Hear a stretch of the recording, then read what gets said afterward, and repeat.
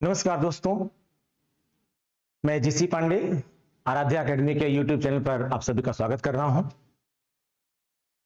अभी इससे पहले के वीडियोस में हमने स्टार्ट किया था राजनीति विज्ञान के एक ऐसे भाग लोक प्रशासन की, जिसमें हमने संगठन को स्टार्ट किया था। राजनीति विज्ञान के अंतर्गत स्पेशली नेट जेआरएफ के स्टूडेंट्स के लिए एक बहुत ही महत्वपूर्ण पार्ट है लोक प्रशासन। और लोक प्रशासन में अलग अलग संदर्भ में क्वेश्चन पूछे जाते हैं जिनको अक्सर नेट जेआरएफ के बच्चे छोड़ देते हैं। इनमें जो जैसे लोक प्रशासन क्या है, इसका अर्थ, प्रकृति, क्षेत्र, विस्तार, महत्व, शासन प्रशासन में अंतर, समानताएं, लोक प्रशासन कला है या विज्ञान है, और संगठन के तत्व, फिर जो हमारे प्रशासनिक चिंतक हैं, टेलर हैं, फेओल हैं, उर्बिक हैं, साइमन है, बर्नार्ड है, वगैरह वगैरह, और लोक नीति, उत्तरदायित्व नियंत्रण, कार्मिक प्रशासन, इन सब से बहुत ही महत्वपूर्ण प्रश्न पूछे जाते हैं, इंपॉर्टेंट क्वेश्चन पूछे जाते हैं। लेकिन अक्सर इनको नेट जेआरएफ के जो बच्चे हैं वो छोड़ देते हैं या उनका क्वेश्चन गड़बड़ हो जाता है, क्योंकि इसको अक्सर राजनीति विज्ञान में एक सामान्य पार्ट की तरह मान लिया जाता है, लेकिन इससे अच्छे खासे क्वेश्चन आते हैं। टीजीटी पीजीटी में ये सिलेबस नहीं है, लेकिन जो नेट और जेआरएफ के बच्चे हैं उनमें उनके सिलेबस में यह है और एक अच्छा खासा पार्ट है। तो इसी संदर्भ में जो हमने इसके पहले के वीडियो बनाए थे उसमें हमने लोक प्रशासन क्या है ये बताया था, उसका अर्थ बताया था, प्रकृति, क्षेत्र, विस्तार बताया था, लोक प्रशासन कला है या विज्ञान है ये बताया था, और उसके बाद हमने स्टार्ट किया था संगठन। आप जानते हैं संगठन एक लोक प्रशासन मतलब कुछ भी एक ऑर्गेनाइज्ड वे में काम करता हो, ऐसी कोई भी इकाई जो एक मिलजुल कर कुछ लोगों के समूह के रूप में अपने कार्यों को संचालित करती है, उसे हम क्या कहते हैं? संगठन कहते हैं। तो अब जब संगठन बन जाता है तो उसमें कई सारी अन्य चीजें होती हैं, जैसे कि पद सोपान क्या है, प्रत्यायोजन, संचार, समन्वय, केंद्रीकरण, विकेंद्रीकरण, आदेश की एकता, ये सारी चीजें भी अपने आप आ जाती हैं और ये संगठन के तत्व हैं, इनसे भी क्वेश्चन पूछा जाता है। तो इस सीरीज में हम इन्हीं संगठन के तत्वों का एक के बाद एक लेते हैं। जैसे पशुपान ले रहे हैं, फिर प्रत्यायोजन लेंगे, फिर आदेश की एकता और अन्य पार्ट को, ठीक है। और ये बहुत ही इंपॉर्टेंट पार्ट है। तो आज हम राजनीति विज्ञान के अंतर्गत आने वाले लोक प्रशासन के इस भाग में किसको ले रहे हैं? संगठन को ले रहे हैं। और संगठन में आज जो हम लेने जा रहे हैं वो है पद सोपान। पद सोपान, पद सोपान किसको इंग्लिश में कहते हैं? हायरार्की। पद सोपान बहुत ही सामान्य सा नाम है इसका, पद सोपान का, लेकिन अगर आप इसके नाम का संधि विच्छेद करें, दो शब्द हैं, पद और सोपान। सोपान को आप जानते हैं, सोपान का मतलब होता है क्रमिक या उत्तरोत्तर प्रक्रिया, और पद आप जानते हैं ये, यानी पदों की क्रमिक या उत्तरोत्तर प्रक्रिया, जिसमें एक के बाद एक पद आते गए, एक के बाद एक पद ऊपर से नीचे की ओर, नीचे से ऊपर की ओर जाएं, उसे हम क्या कहते हैं? पद सोपान कहते हैं। जैसे हम बहुत ही सामान्य शब्दों में सबसे पहले इसको प्रारंभ करते हैं, जिससे आपको स्टार्टिंग में ही समझ में आ जाए। जैसे सबसे छोटा संगठन क्या होता है? सबसे छोटा संगठन परिवार होता है। सबसे छोटा संगठन परिवार होता है। और परिवार को अगर हम देखें तो परिवार में जैसे कि आजकल, पहले तो और बड़े परिवार हुआ करते थे, संयुक्त परिवार, ज्वाइंट फैमिली में, लेकिन अगर आज के संदर्भ में हम देखें, जैसे परिवार में बाबा और दादी हैं, अब ये बाबा और दादी सबसे उच्च पद सोपान में हो गए। अब उसके बाद आपके पिताजी हैं, तो पिताजी आपके उनके बाद सोपान में आ गए। अब ये डिपेंड करता है कि पिताजी आपके अगर 2-3 भाई हैं तो आपके पिताजी किस नंबर के भाई हैं, तो उस हिसाब से वो सोपान में आएंगे। अब फिर आप हैं, आप अकेले हैं या आपसे कोई बड़ा है, तो पद सोपान में वो अगर कोई बड़ा है आपसे तो आपसे पहले आएगा। यानी अगर हम नीचे से ऊपर की ओर जाएं तो ये एक सोपानिक प्रक्रिया बनना शुरू हो जाएगी पद सोपान के अंतर्गत, परिवार के अंतर्गत। इस तरह से ये क्या बनेगा? एक परिवार में सोपानिक संगठन बन जाएगा। हम इसे ही क्या कहते हैं? पद सोपान कहते हैं। जैसे राष्ट्रपति है, उपराष्ट्रपति है, लोकसभा अध्यक्ष है, प्रधानमंत्री हैं, ठीक है, उप प्रधानमंत्री हैं, यानी जैसे जैसे कोई अगर बनाया गया ऐसे कोई विभाग है तो किसी कंपनी का प्रमुख है, सीईओ है, तो उस सीईओ के बाद जो आपका डायरेक्टोरियल बोर्ड होगा वो आ जाएगा। अब उस बोर्ड में भी उसके नीचे प्रक्रिया, फिर उसके नीचे प्रक्रिया, यानी उसके नीचे का पद, उसके नीचे का पद, यानी एक ऐसा पद, यानी एक ऐसी प्रक्रिया जिसमें जैसे मान लीजिए अब ये इस तरह से कोई एक संगठन है तो इसमें टॉप पर जो बैठा हुआ है ये क्या है, ये शीर्ष का जो अधिकारी होता है ये पद सोपान में सबसे ऊपर होता है। उसके बाद फिर मान लीजिए अगर हम इसको ऐसे आए तो ये जो अधिकारी है अब ये होगा यहां पर, ये है तो फिर ये हो, यानी ये दोनों, ये सब क्या है, ये दोनों इसके पद सोपान के पैरेलल अधिकारी हैं, यानी ये पैरेलल हैं, लेकिन ये क्या है, इससे ऊपर ये है, इससे ऊपर ये है, इससे ऊपर ये है, ठीक है। तो हर संगठन में यह व्यवस्था होती है। अब ये व्यवस्था क्यों बनाई गई, यह क्या है, अगर इस व्यवस्था के बारे में बात करें तो जैसे इसको हेनरी फ्योल ने क्या कहा था, इसको हेनरी फ्योल साहब ने कहा था कि पद सोपान एक क्या है, पद सोपान एक क्रमिक श्रृंखला है। इसने कहा था हेनरी फ्योल, ये स्टेटमेंट्स पूछे जाते हैं इसलिए आप इनको नोट भी कर सकते हैं या बीच बीच में इनके स्क्रीनशॉट ले लें आप, इससे आपको ये याद रहे। हेनरी फ्योल ने पद सोपान को क्या कहा था, इन्होंने इसको एक क्रमिक श्रृंखला कहा था, ठीक है, इसको एक क्रमिक श्रृंखला कहा था, स्केलर चेन कहा था इसको। लेकिन वहीं एक महत्वपूर्ण चिंतक हैं मूने एवं रेले, मूने एवं रेले ने इसको कहा था क्रमिक या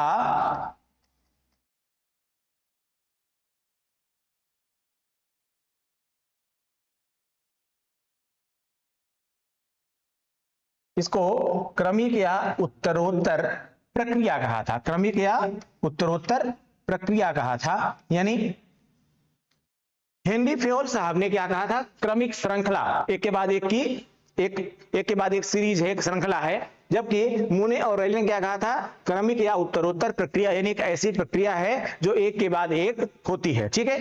अब इसको अलग अलग चिंतकों ने इसको अलग अलग तरीके से परिभाषित भी किया, लेकिन अलग तरीके से बताया भी। जैसे हेनरी फ्योल के अलावा अब संगठन जो होता है उससे फायदा क्या होता है, उससे लाभ क्या होता है, तो इस संदर्भ में पद सोपान होने से क्या होता है कि कार्य विभाजन हो जाता है, और कार्य विभाजन जब हो जाता है तो कार्य विभाजन के फलस्वरूप प्रत्येक पदाधिकारी के कर्तव्यों और उनके क्षेत्रों का निर्धारण हो जाता है। अब जब प्रत्येक पदाधिकारी के कर्तव्य और क्षेत्र का निर्धारण हो जाएगा तो ऐसे में वह अपने कर्तव्यों का और अपने उद्देश्यों का, जो भी उसके पदगत उद्देश्य हैं, पदगत कार्य हैं, उनका वो निर्वहन करेगा। इसी प्रकार से अब अगर एक प्रोसेस बनाया गया है काम करने का और आपके वो पद के अनुरूप बनाया गया है, तो उस पद के अनुरूप ही आप कार्य करेंगे, उससे आपकी जो कार्य करने की क्षमता है उसका भी क्या होगा, स्पष्ट तौर पर निर्धारण हो जाएगा। अब आपके पद से संबंधित विभिन्न प्रकार के कार्य होंगे तो कार्य भी आपके स्पष्ट हो जाएंगे। अगर आपका पद स्पष्ट है, पद सोपान स्पष्ट है, आप इस सोपान में कहां पर हैं, तो ऐसे में कार्यों का भी स्पष्ट प्रकार रूप से निर्धारण हो पाएगा। इसी तरह से अब जब आपको यह पता है कि मेरा पद ये है, इसके बाद इसका पद है, इसके बाद इसका है, इसके बाद इसका है, तो आपके अपने पद के निर्धारण के साथ साथ आपके अधिकार और कर्तव्यों का भी निर्धारण हुआ है। जाहिर सी बात है जो आपके अधीनस्थ पद है उसके भी अधिकार और कर्तव्यों का निर्धारण अवश्य हुआ होगा, तो इससे इसको आपको आदेश देने में, ठीक है, कोई प्रॉब्लम नहीं होगी। अब अगर कोई आदेश दे रहा है तो इससे इसकी रिपोर्टिंग कराने में, यानी इसका प्रतिवेदन लेने में भी कोई समस्या नहीं होगी, ठीक है। अब यहां पर एक एल डी व्हाइट साहब का स्टेटमेंट आ रहा है, किसका स्टेटमेंट आ रहा है, एल डी व्हाइट का। एल डी व्हाइट साहब का, एल डी व्हाइट साहब ने कहा कि जब किसी संगठन के ढांचे में ऊपर से लेकर नीचे तक, स्टेटमेंट इंपॉर्टेंट है, आप लोग सुनिएगा क्या कहा एल डी व्हाइट साहब ने, कि जब किसी संगठन के ढांचे में ऊपर से लेकर नीचे तक उत्तरदायित्व के स्तरों द्वारा प्रत्येक पदाधिकारी के अनुसार नहीं, बल्कि पद के आधार पर उच्च एवं अधीनस्थ जैसे संबंधों का व्यापक प्रयोग किया जाता है, तब वहां क्या बन जाता है? पद सोपान बन जाता है। यानी जब किसी संगठन में उच्च अधिकारी और अधीनस्थ अधिकारियों के बीच में पद के आधार पर विभिन्न प्रकार के संबंधों का निर्धारण होता है कि ये हमको आदेश देंगे या हम इनको रिपोर्ट करेंगे, ठीक है, ये हमारे आदेश का पालन करेंगे या हम इनके आदेश का पालन करेंगे। तो ऐसे में जब किसी संगठन में इस प्रकार की प्रक्रियाएं स्थापित हो जाती हैं तो वहां पर क्या बन जाता है? पद सोपान बन जाता है। ठीक है, पद सोपान में जो ऊपर बैठा हुआ अधिकारी होता है, जो शीर्ष स्तर पर बैठा हुआ अधिकारी होता है, वो क्या करता है? वो सर्वोच्च अधिकारी होता है। इससे जब सर्वोच्च अधिकारी स्पष्ट हो गया कि सत्ता के शीर्ष पर बैठा हुआ है, तो ऐसे में यह स्पष्ट होगी कि सत्ता पे कौन है, यानी जो शीर्ष पर बैठा है उसी के पास पावर होगी, उसी के पास अथॉरिटी होगी। इसी तरह से जो आदेश और निर्देश हैं वो भी ऊपर से नीचे की ओर आएंगे। तो आदेश और निर्देश स्पष्ट हो गया। अब आदेश कहां तक दिया जा सकता है, निर्देश कहां तक दिया जा सकता है? आदेश क्या होता है, निर्देश क्या होता है? आदेश हम उसे कहते हैं जिसमें यह स्पष्ट होता है कि भाई आपको यह कहा जा रहा है और इसका आपको पालन करना है। निर्देश क्या होता है? और उसमें आपको अक्षरशः पालन करना होता है, यानी हूबहू उसका पालन करना होता है। लेकिन निर्देश क्या होता है? निर्देश में आपके पास कुछ गुंजाइश होती है कि थोड़ा बहुत इफ और बट कह सकते हैं। जैसे आपको कहा गया कि जाइए एक आइसक्रीम लेकर के आइए, तो आप जा रहे हैं, आइसक्रीम लेकर चले आएंगे, कोई प्रॉब्लम नहीं है, आपको लाना ही लाना है आइसक्रीम, ठीक है। अब आइसक्रीम के बदले में आप कुछ नहीं ला सकते हैं, लेकिन यहां पर स्पष्ट है कि आपको आइसक्रीम लाना है। लेकिन अगर इसे यह कहा जाए कि जाइए कुछ खाने पीने को ले आइए, तो आप सोच के भाई आइसक्रीम ले आएंगे, अगर आइसक्रीम नहीं मिले चलो ये ले लेते हैं, चलो ये ले लेते हैं, कुछ और ले लेते हैं, या कुछ अच्छा नहीं मिला तो नहीं भी ले लेते हैं। ये निर्देश है, इसमें लमसम चल जाएगा, एक पट चल जाएगा, लेकिन आदेश में स्पष्ट तौर पर आदेश का पालन करना ही होता है, क्योंकि आदेश का ना पालन करना दंडनीय हो सकता है, जबकि निर्देश में यहां वहां भागने की कुछ गुंजाइश होती है। ठीक है, तो इससे क्या होता है बेटा, ये आदेश देने वाला स्पष्ट है, निर्देश देने वाला स्पष्ट है, और आदेश जिसको दिया गया है उससे रिपोर्टिंग करना या प्रतिवेदन लेना ये भी स्पष्ट है। अब अगर इस प्रकार से ये चीजें स्पष्ट है तो संचार भी स्पष्ट होगा कि संचार में कौन किससे संचार कर सकता है, और संचार में यही है, आदेश और निर्देश ही होता है संचार में। ठीक है, इसके अलावा जब संचार स्पष्ट होगा, आदेश निर्देश स्पष्ट होगा, तो आदेश की एकता भी बनी रहेगी। आदेश की एकता का मतलब अब ये पता है कि ये वाला ही इसको आदेश दे सकता है, तो ऐसे में यही वाला इनको आदेश देगा, ऐसा नहीं होगा कि ये वाला इनको आदेश दे देगा नीचे वाला। इससे क्या है, स्पष्ट है ना कि भाई आदेश यही देगा और जो देगा यही देगा, ये आदेश की एकता हुई। लेकिन अगर पता चला कि इसने भी इनको आदेश दे दिया, फलाने ने भी इसको आदेश दे दिया, तो आदेश की एकता न होकर के आदेश की विविधता हो जाती है। और आदेश की जब विविधता हो जाती है तो कुछ मामलों में तो हम आगे पढ़ाएंगे आपको, आदेश की विविधता बढ़िया है, लेकिन कुछ मामलों में आदेश की विविधता हो जाने से क्या होता है, संगठन के कार्य जो होते हैं वो प्रभावित होने लगते हैं। ठीक है, तो कुछ मामलों में आदेश की एकता अच्छा है, कुछ मामलों में आदेश की विविधता भी अच्छा है, क्योंकि अभी आगे पढ़ाएंगे आपको हम कि जब तकनीकी जिस प्रकार से तकनीक बढ़ रही है, जिस प्रकार से समय बदलता है, तो अब आदेश देने वाला केवल एक व्यक्ति नहीं होता है, क्योंकि तकनीक बदलने के साथ साथ हमें आदेश की प्रक्रिया में भी बदलाव करना पड़ेगा। यानी आजकल आदेश दो प्रकार के होने लगे हैं, एक होते हैं नीतिगत आदेश, ठीक है, एक होते हैं नीतिगत आदेश और दूसरे होते हैं तकनीकी आदेश। तो तकनीकी आदेश वो देगा जो तकनीकी पद पर होगा और उसको अथॉरिटी होगी, ठीक है, और जो नीतिगत आदेश है वो देगा जो उस पद पर होगा और उसके पास उसकी जो है अधिकारिता होगी, वो अगले का एक्सपर्ट होगा, और जो अधीनस्थ होगा उसको दोनों के आदेशों का पालन करना पड़ेगा। अब आगे देखिए, अब जब यह स्पष्ट होता है, क्या पद सोपान जब स्पष्ट होता है तो पद सोपान के स्पष्ट होने से यहां पर एक बात और स्पष्ट हो जाती है कि भाई किसको किसके आदेश का पालन करना है। अब अगर यह स्पष्ट है कि किसको किसके आदेश का पालन करना है, तो ऐसे में आप आदेश की उपेक्षा नहीं कर सकते, आदेश की अवहेलना भी नहीं कर सकते हैं। इस तरह से जब संगठन में संचार स्पष्ट है, आदेश की एकता स्पष्ट है, क्योंकि पद सोपान स्पष्ट है, तो संगठन में समन्वय भी बना रहेगा। जैसे इसको आप सबसे छोटे संगठन परिवार के रूप में समझिए। अब अगर परिवार में हर कोई किसी को आदेश देने लगेगा तो क्या परिवार चल पाएगा? नहीं चल पाएगा। जाहिर सी बात है, बड़े को अधिकार होगा छोटे को आदेश देने का, उसके जो उससे छोटा होगा वो उसको अधिकार होगा उसके छोटे वाले को देने का। यानी जैसे आप 3 भाई हैं तो आपको आदेश देने का अधिकार सबसे पहले किसको है? जो बड़ा भाई है वो छोटे भाई को आदेश देगा, जो बीच वाला भाई हुआ वो अपने से छोटे वाले को आदेश देगा। लेकिन पता चला कोई किसी को भी आदेश देने लगे, तब तो यह स्पष्ट ही नहीं हो पाएगा किसके पास अथॉरिटी है। तो क्या परिवार में समन्वय हो पाएगा?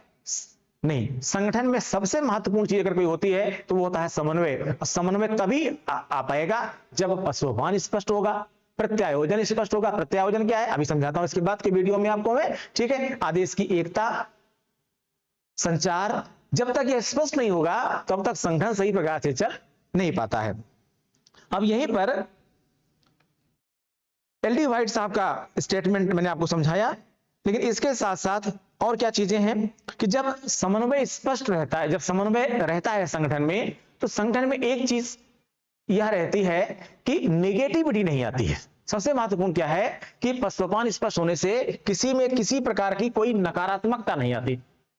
यहां नकारात्मकता से मतलब क्या है कि भाई कोई किसी को आदेश दे दिया, कोई किसी को निर्देश दे दिया, आदेश देने वाला कौन है यही स्पष्ट नहीं है, निर्देश देने वाला कौन है यही स्पष्ट नहीं है, तो मैंने कहा समन्वय बन नहीं पाएगा।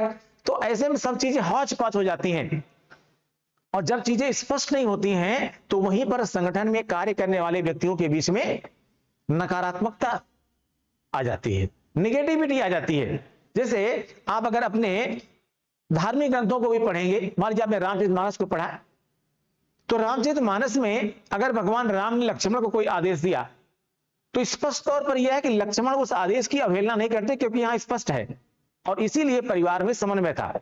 अब अगर भरत मिलाप के दृश्य को आप याद रखें तो आप वहीं देखिए कि भरत जी जाते हैं राम को मनाने, लेकिन अल्टीमेटली भगवान राम उनको यह आदेश देते हैं कि नहीं, ऐसा हो नहीं सकता है, क्योंकि मैंने अपने पिता से प्रॉमिस किया है, मैंने अपने पिता से वादा किया है, इसलिए मैं उनके आदेश की अवहेलना नहीं कर सकता, क्योंकि उन्होंने हमको आदेश दिया था कि आपको ऐसा करना है, इसलिए मैं अपने वचन का पालन कर रहा हूं और तुम मेरे आदेश का पालन करो, ये तुम्हारा जो है कर्तव्य होना चाहिए। तो भरत अल्टीमेटली उनके आदेश की अवहेलना नहीं करते, बस उसमें रिक्वेस्ट करके कुछ शामिल जरूर कर लेते हैं कि मैं आपकी बात मान करके अयोध्या चला जा रहा हूं, लेकिन मैं शासन का संचालन आपके आदेश पर कर रहा हूं, मैं कर रहा हूं, लेकिन आपकी चरण पादुका आपके मेरे साथ जा रही है और वह सिंहासन पर बैठेगी, मैं नाम मात्र का शासन संचालक रहूंगा, मैं नाम मात्र का शासन संचालक रहूंगा, लेकिन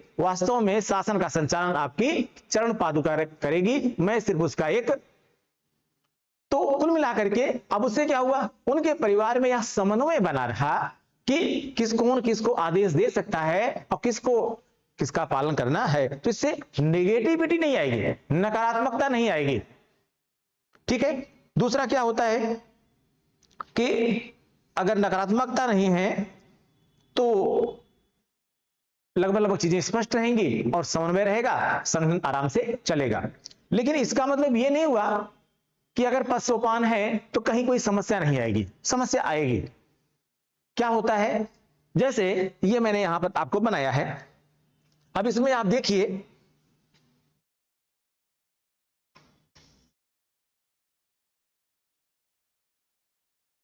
जैसे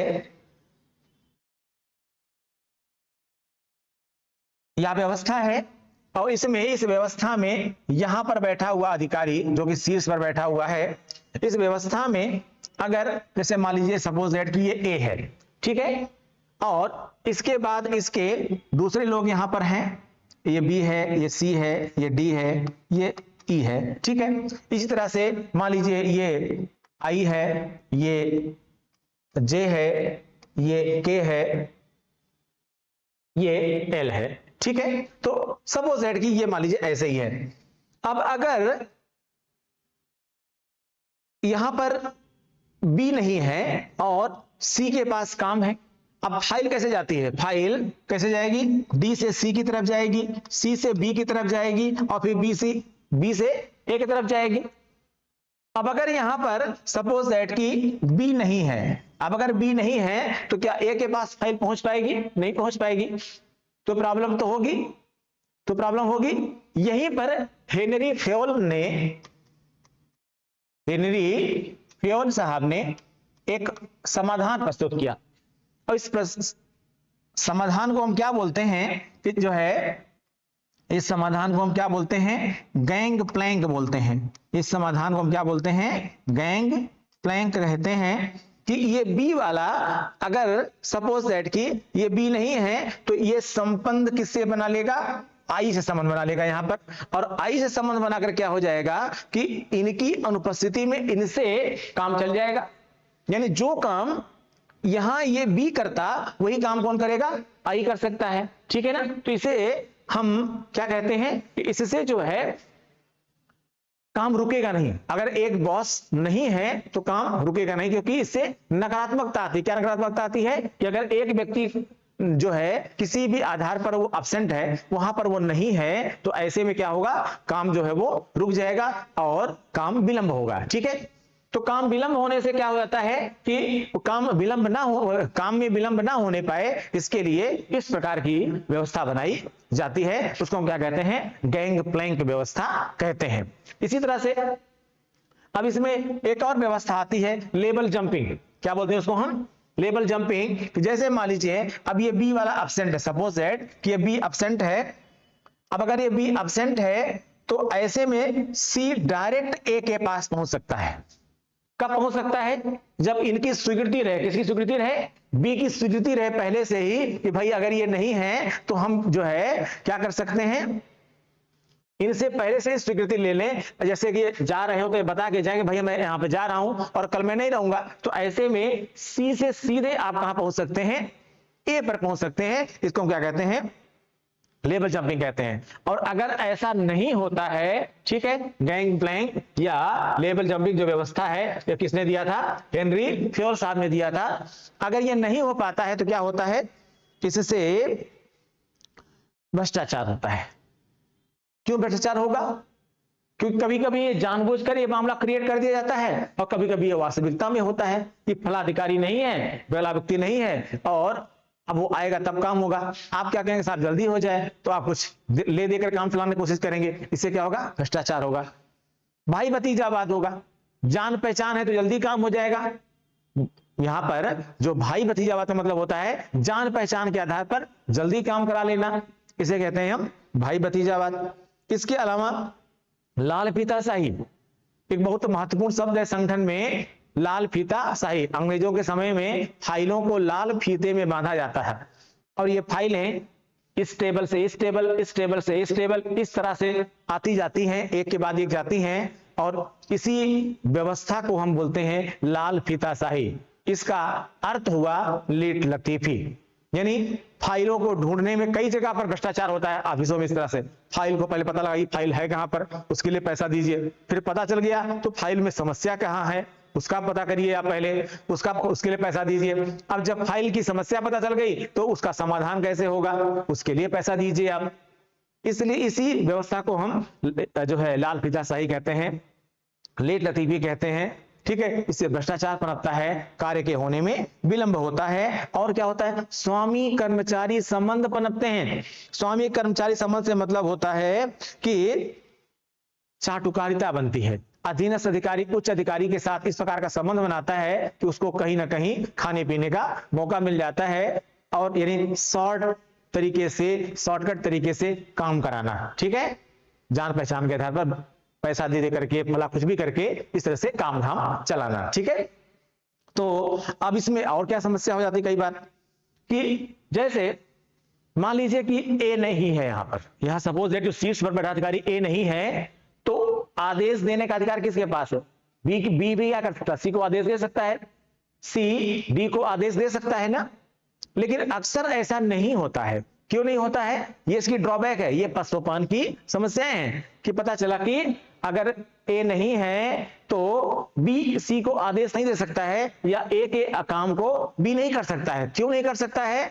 क्योंकि अगर उसने काम किया तो प्रायः उनके ऊपर आरोप लग सकता है, सही काम करने का तो लगेगा नहीं, लेकिन गलत काम करने का आरोप जरूर लग सकता है। तो ऐसे में जो अधिकारी होते हैं, अधीनस्थ अधिकारी स्पेशली जो होते हैं, वे पहल से बचते हैं, यानी वे अपने आप कार्य करने से बचते हैं, और इससे भी लेट लतीफी होती है, कार्य के होने में विलंब होता है। और खासकर विकासशील देशों में जिस प्रकार से नौकरशाही का एक तंत्र है, उनमें यह एक बहुत आम प्रक्रिया बन जाती है। ठीक है, तो मैंने आपको हेनरी फ्योल का जो गैंग प्लैंक व्यवस्था थी वो बताया कि पशुपालन का कैसे समाधान कर सकते हैं। इसी प्रकार से मैंने अभी जो बताया था ये व्यवस्था कि अगर ए नहीं है तो बी को वो प्रत्यायोजित कर सकता है, या फिर वो सी को प्रत्यायोजित कर सकता है। इस व्यवस्था को हम क्या बोलते हैं बेटा? प्रत्यायोजन कहते हैं, डेलीगेशन कहते हैं। जो अगला हमारा वीडियो होगा उसमें हम आपको यही समझाएंगे कि बताएंगे आपको कि प्रत्यायोजन क्या होता है और प्रत्यायोजन कैसे इस व्यवस्था में सहायक हो सकता है। क्या सहायक हो सकता है? कि ए अपने कार्य को बी को सौंप दे, या बी अपने कार्य को सी को सौंप दे, जिससे कि अगर वह अब्सेंट है, अनुपस्थित है, तो उसके कार्य के होने में विलंब नहीं होगा। ठीक है, तो इस तरह से ये जो है संगठन में मैंने आपको आज क्या बताया? पद सोपान के बारे में बताया, पदसोपान के बारे में बताया। बहुत ही इंपॉर्टेंट पार्ट था ये हायरार्की। ठीक है, आप समझ गए होंगे। यानी किसी भी संगठन में ऐसी व्यवस्था, ऐसी प्रक्रिया जिसमें उच्च स्तर और निम्न स्तर के विभिन्न स्तरों का, उच्च स्तर और निम्न स्तर के बीच के विभिन्न स्तरों का निर्धारण हो जाता है, उस प्रक्रिया को हम क्या बोलते हैं? पदसोपान बोलते हैं। और इस व्यवस्था के कारण से ही संगठन में विभिन्न प्रकार की प्रक्रियाएं समन्वित रूप में संचालित हो पाती हैं। तो अभी हमने समझा किसको? पदसोपान को समझा। अगली वीडियो में हम देखेंगे प्रत्यायोजन क्या होता है। Thank you.